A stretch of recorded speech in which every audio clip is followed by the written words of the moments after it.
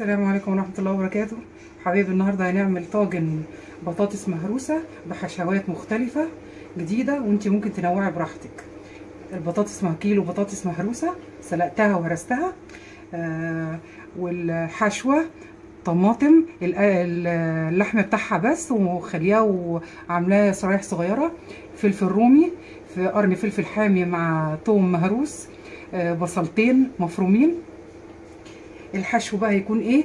انا عامله امبارح ومتبلاها ومبيتاها في التلاجة، صدور فراخ مخليه ومتقطعه صغيره ومفروم عليها بصلايه مبشوره وشويه توابل، وعلشان تشرب منها يبقى الطعم جميل. جايبه سوسيس وسلقاه سلقه بسيطه كده في ميه فيها خل، علشان ايه؟ اي جراثيم او اي حاجه، ومقطعاه برده بحجم ايه؟ الفراخ. والتوابل اللي هنحطها: جنزبيل، سنة كمون، فلفل اسمر، حبهان، على روزميري مفروم، بهارات فراخ، معلقه كاري كبيره، كبابه صيني على قرنفل مطحونين حاجه بسيطه، ربع معلقه توم باودر، بصل باودر، وبشره جوز الطيب ان شاء الله. وهنعمل بشاميل طبعا هيبقى يتحط على الايه؟ على الطاجن بتاعنا من فوق. نبتدي بقى ايه ان شاء الله. نيجي هنا اهوت، انا شوحت الفراخ كويس قوي اهي، تقريبا تعتبر استوت. بعد كده عملت مكان في النص وهنزل السوسيس بتاعي، لان انا هعمل ميكس ما بينهم. دي الحشوه بتاعتي برضو، واقلب لها بتاع دقيقتين كده.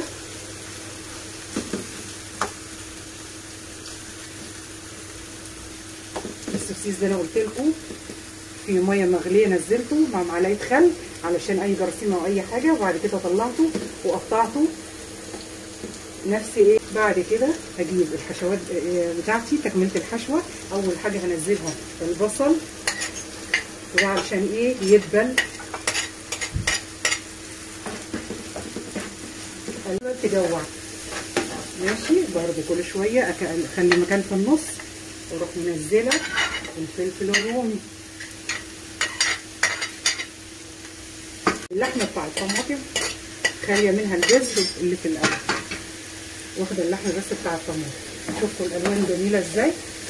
تتاكل والله نيه. تناغم الالوان دي بتخلي العين ترتاح لها كده، تبقى ايه؟ مبسوطه بيها.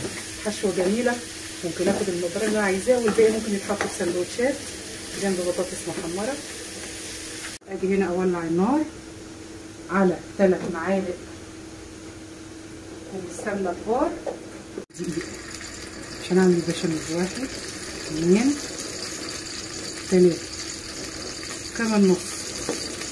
وابتدي بقى ايه؟ اشوح السمنه مع الدقيق لغايه ما الدقيق ايه؟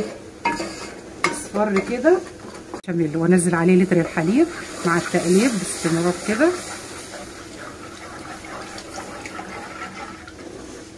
مستمر اهي، مفيش اي حاجه مكلكعه وجميله. خلي دلوقتي البشاميل بتاعنا اهو دخل على السوا وابتدى يتقل. هنزل بتاع 8 كيلو جبنه رومي مبشوره تديله طعم جميل. ودلوقتي ايه؟ اقدر ان انا اقفل على البشاميل. البطاطس المهروسه بتاعتنا عشان نخليها جوسي وطريه كده ونفردها في الطاجن، هنضيف كام؟ عندي هنا وش اللبن القشطه محوشاها حوالي معلقتين كبار، يديها طعم جميل ويطريها. وهنحط من اللي احنا عاملينه البشاميل اللي احنا عاملينه وفيه الجبنه الرومي هيطعمها برضو. هنزل حوالي معلقتين كبار يطري الايه؟ الحشوه بتاعت البطاطس. وابتدي بقى ايه؟ اخلطهم ببعض كويس، واقعد كويس الخلطه. البهارات اللي انا قلت لكم عليها هنزلها عليها كلها كده، وملح مع بشره جوز الطيب. بسم الله.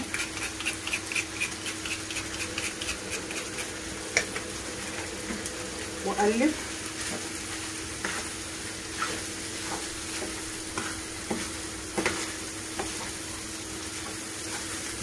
بتاع البايركس اللي انا هسوي فيه، هاخد جزء من الحشوه كده اللي انا حاطه فيها، خلطها بقشطه مع بشاميل، ولو عندك زبده او لبن عادي بحيث تطري ايه؟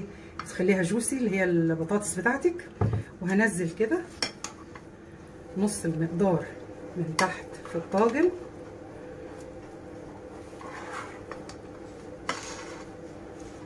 انا فردت نص الحشوه تقريبا في الطاجن من تحت. اجيب الحشوه بتاعتي وانزلها، اللي هي عباره عن الحشوات اللي انتوا شفتوها، المزيج ما بين الفراخ والسوسيس. اهو الحشوه انا عاملاها كتره دلوقتي نزلتها، والباقي هستغله في ايه، سندوتشات جنب بطاطس محمره ولا حاجه.